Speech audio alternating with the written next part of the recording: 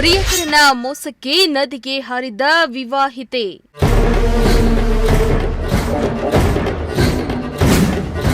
Social ಮೀಡಿಯಾದಲ್ಲಿ love, ಕೊನೆಗೆ suicide.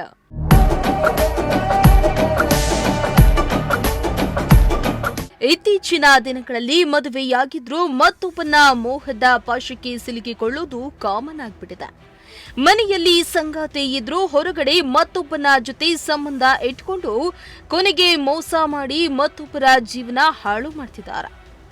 ಇದೀಗ ಪ್ರಿಯಕರನ ಮೋಸಕ್ಕೆ ಬೇಸತ್ತು ನದಿಗೆ ಹಾರಿರುವ ಪ್ರಕರಣ ಬೆಳಕಿಗೆ ಬಂದಿದೆ. ಇನ್ಸ್ಟಾಗ್ರಾಂನಲ್ಲಿ ಲವ್ ಸೆಕ್ಸು ದೋಖಾ, ಕೊನೆಗೆ ಮೋಸ ಮಾಡಿದ್ದ ಅಂತ ವಿವಾಹಿತೆಯೊಬ್ಬಳು ಡೆತ್ ನೋಟ್ ಅನ್ನ ಬರೆದಿಟ್ಟು ನದಿಗೆ ಹಾರಿ ಪ್ರಾಣ ಬಿಟ್ಟಿದ್ದಾಳೆ.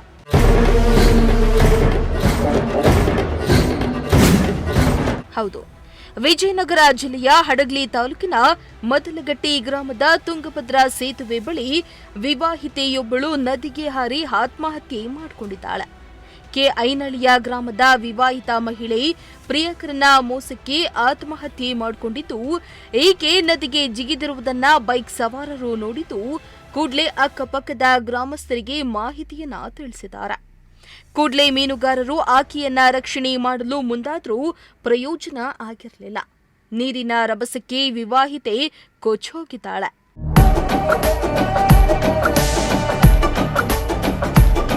ಇನ್ನು ವಿವಾಹಿತ ಮಹಿಳೆ ಆತ್ಮಹತ್ಯೆಗೂ ಮುನ್ನ ಡೆತ್ ನೋಟ್ ಅನ್ನ ಬರೆದಿಟ್ಟಿದ್ದು, ನನ್ನ ಸಾವಿಗೆ ಸುಗೂರು ಶಿವಮೂರ್ತಿನೇ ಕಾರಣ, ಈತನಿಗೆ ಮರಣ ದಂಡನೆ ಶಿಕ್ಷೆಯಾಗಬೇಕು, ನನ್ನನ್ನ ಮದುವೆಯಾಗ್ತೇನೆಂದು ನಂಬಿಸಿ ನನ್ನನ್ನ ಲೈಂಗಿಕವಾಗಿ ಬಳಸಿಕೊಂಡಿದ್ದಾನ, ಈಗ ಬೇರೆ ಬೇರೆ ಹುಡುಗಿಯರ ಜೊತೆ ಸುತ್ತಾಡ್ತಾ ಇದ್ದು ನನಗೆ ಮೋಸ ಮಾಡಿದ್ದಾನೆ ಎಂದು ಪತ್ರ ಬರೆದು ನದಿಗೆ ಹರಿ ಸಾವಿಗೆ ಶರಣಾಗಿದ್ದಾಳೆ.